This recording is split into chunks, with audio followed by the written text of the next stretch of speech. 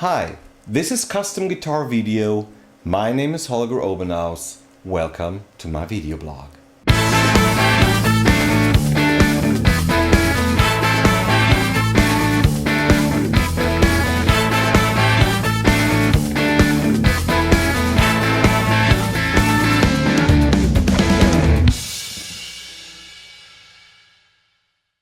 Another thing I learned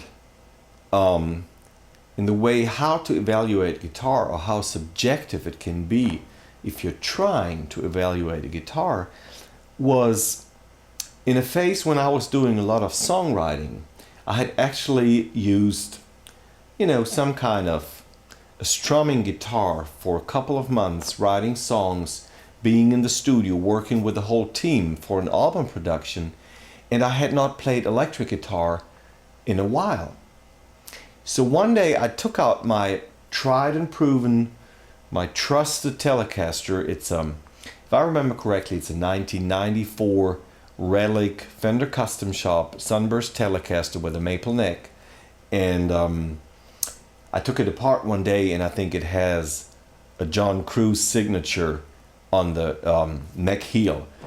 But at that time there were no master built instruments, so it's just probably coincidence. He made the neck and somebody else made the body. But anyways, it's a wonderful guitar and I love it. It's a platinum dealer model. It's a limited run. There's only like 33 guitars of that kind. And this is like my main guitar in studio work. This is a very dear guitar when I go on stage, just, to rock and roll and let go. And I took the guitar off the case and it wasn't there. It didn't sound right. The overtones weren't the way I expected them to be. The guitar didn't sing. It was so weird. And I thought, man, what happened to the guitar? I mean, did the guitar go bad? And I can't believe that, because, guitars don't get bad if they sit in the case for 3 months. So I started to think about the whole situation. It kind of bugged me.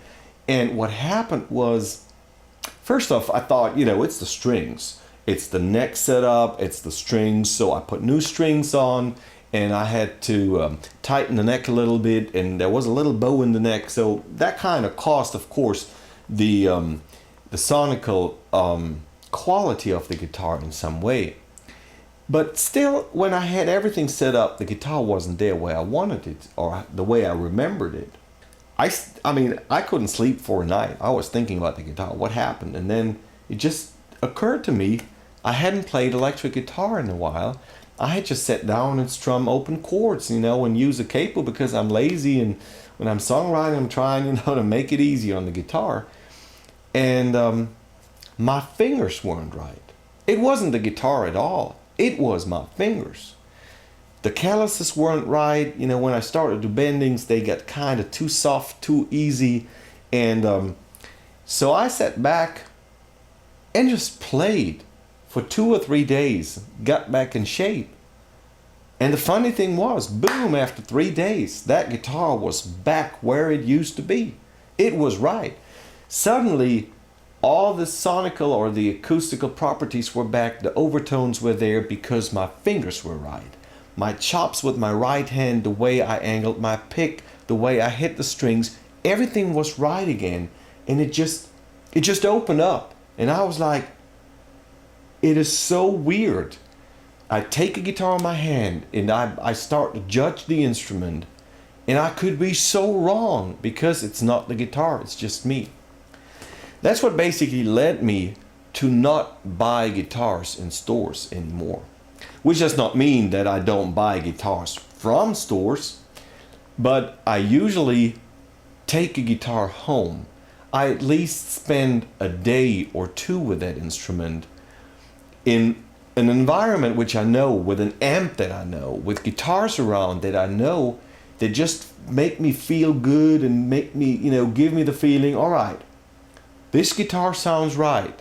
So what's with that guitar? What is the story with this one? And then it's easier to really try to find a common ground, or at least a fair evaluation. And it has worked well, because from that moment on, I just bought the guitars I really thought I need or I wanted.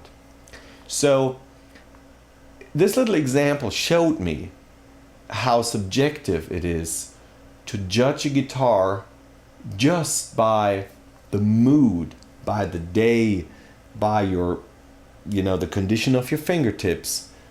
The pick you have in your hands makes a big difference.